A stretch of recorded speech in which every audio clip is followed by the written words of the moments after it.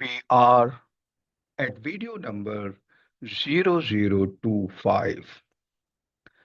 Preparation for meditation. The student is asking a question. I have often heard that meditation is the key to self realization and peace. But whenever I sit to meditate, my mind wanders restlessly. How can I prepare myself so that meditation becomes fruitful? The Guru replies, you have asked the right question. Most seekers rush into meditation without preparing the ground. Just as a farmer first clears and softens the soil before sowing seeds, the seeker must first prepare the mind before trying to meditate. Otherwise, the effort is like sowing seeds on dry, hard ground. A student is asking another question. Then, what kind of preparation does the mind need? The Guru replies, the mind is like light, naturally radiant, but when scattered, it loses its power. When concentrated, that same light can cut through darkness. A laser is nothing but focused light, and a focused mind is the laser that pierces through ignorance and reveals truth. Modern science, as well as ancient wisdom, tells us that concentration is the secret of power, whether it is used to unlock the mysteries of nature or to discover the divine self within. The Bhagavad Gītā teaches that one who can control and direct the mind becomes his own friend. One who fails becomes his own enemy. Bhagavad Gītā, chapter 6, verses number 5 and 6. So, the first step is not to fight with the mind, but to prepare it, to make it pure, calm, and inward looking. A student is asking another question. How can the mind be purified? Guru replies, through moral discipline. The foundation of all higher spiritual practice. In the Gita, Lord Krishna emphasizes sattva, purity, and harmony as the quality that uplifts a person toward the divine. Before you learn to sit still in meditation, you must learn to live rightly, a life of truth, non injury, and contentment purifies the heart. These virtues are not mere rules, they are inner forces that refine the consciousness. A student is asking another question. Why is morality so essential for meditation? The Guru replies, because a mind burdened by guilt, deceit, or greed cannot be still. Imagine trying to see your reflection in muddy water. Can you see it clearly? No. But if the water is pure and undisturbed, your face is seen perfectly. The same is true for the mind. Purity makes it transparent to the light of the self. Therefore, truthfulness, satya, non-violence, ahimsa, and non-covetousness, aparigraha, are not just moral ideals. They are the tools to calm and purify the restless waves of thought. When you live by them, your mind naturally gains clarity. The student is asking another question. You mentioned purity. What do you mean by outer and inner purity? The Guru replies, outer purity refers to cleanliness of body, surroundings, and habits. Keep your place of meditation neat, your body clean, your breathe fresh. For the external environment influences the internal state. But inner purity is more important. It is the cleansing of the heart from jealousy, anger, pride, and greed. Every negative thought is like dust on the mirror of the mind. Wash it away with selfless action, forgiveness, and prayer. The Gita calls this karma yoga, doing one's duty without selfish attachment. That is the soap for the mind. When the heart becomes light and pure, meditation becomes natural, not forced, not mechanical. The student is asking another question. And how do we calm the mind once it is purified? And how do we calm the mind once it is purified? The Guru replies, by learning to breathe with awareness. The breath and the mind are deeply connected. When the breath is restless, the mind is restless. When the breath becomes steady, the mind follows. This is the principle of pranayam. In the Bhagavad Gītā, chapter 4, verse number 29, Lord Krishna mentions the yogis who offer the incoming breath into the outgoing and the outgoing into the incoming, thus harmonizing the life force. It is not a mere breathing exercise, it is the sacred art of balancing energy, leading to inner peace.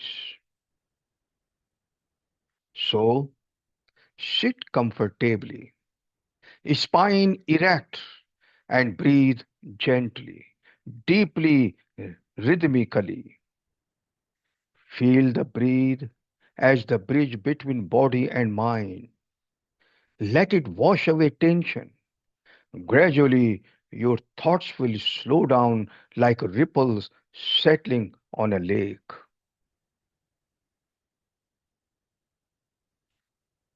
A student is asking another question. Even when I try to breathe calmly, my senses drag me outward. I keep hearing sounds, thinking of tasks, or remembering the past. How can I turn inward? The Guru replies, this is the most subtle step, pratyahar, the withdrawal of the senses. Our senses are like 5 horses, pulling the chariot of the mind in different directions. Unless the reins are held firmly by discrimination, vivek, the chariot will never reach its destination. The Gita says in chapter 2, verse number 58, when, like a tortoise withdrawing its limbs, one withdraws the senses from their objects, that person is established in wisdom. This means you must learn not to be enslaved by what you see, hear, or feel. Instead, observe them quietly without reacting. Meditation begins when you stop chasing sensations and start witnessing them. It is not about closing your eyes to the world. It is about opening your inner vision. The senses serve you, they should not rule you.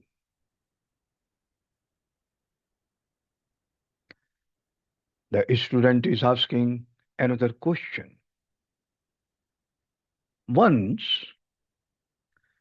the senses are withdrawn, what remains for the mind to do?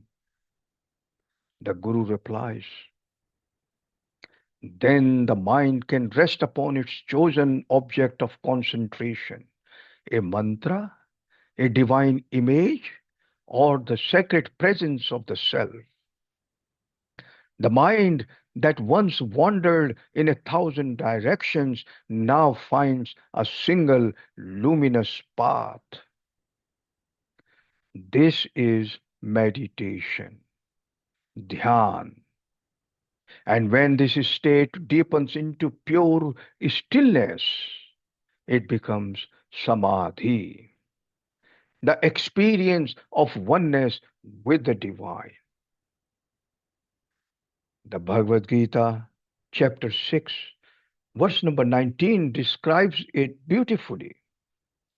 As a lamp in a windless place does not flicker, so is the mind of the yogi absorbed in meditation on the self.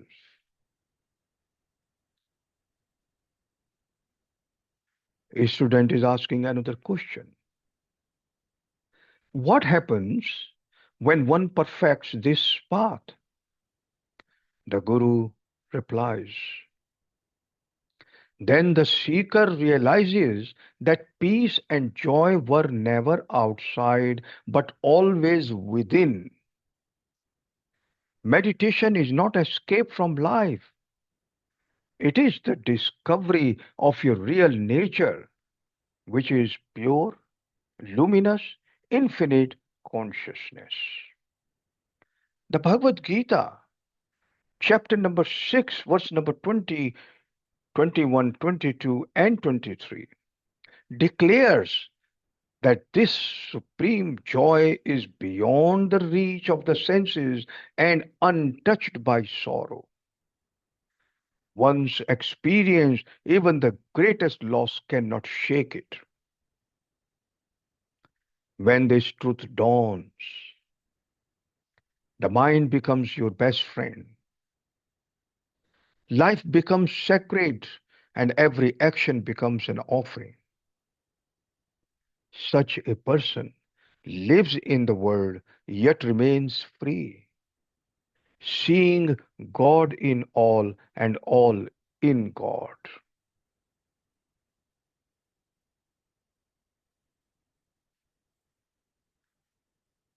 A student is asking another question. Your words bring peace, but how should I begin practically? The Guru replies, begin with sincerity. Set aside a few minutes each day in a quiet place. Set aside a few minutes each day in a quiet place, sit comfortably, spine straight, and resolve to be truthful, gentle, and selfless throughout the day. Breathe calmly.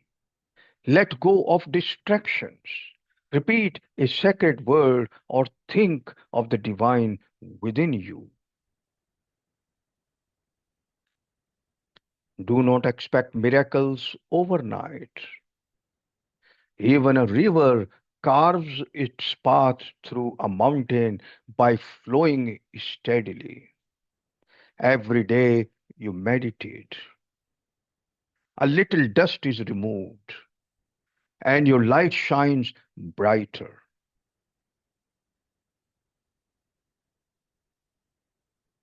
A student is asking another question. What if I fail? Or the mind keeps wandering? The Guru replies, then smile gently, forgive yourself, and begin again. Failure in spiritual life is only delay, never destruction. Every sincere effort is stored in your heart, and one day it will blossom. Krishna himself promises in Bhagavad Gītā, chapter number 6, verse number 40, no effort on this path is ever lost. The Guru continues. So remember, live righteously. That is the purification of the mind. Number two, breathe consciously. That is the calming of the mind. Number three, withdraw gently. That is the centering of the mind.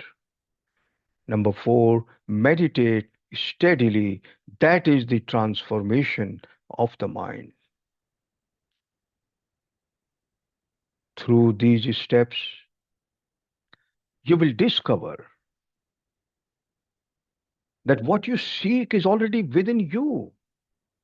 Meditation is not becoming something new, it is remembering what you truly are. A student is asking another question. Your words are like the sunrise that dispels all darkness. I shall follow this path with faith and patience. The Guru replies, then peace shall walk with you every step of the way. Hari Om.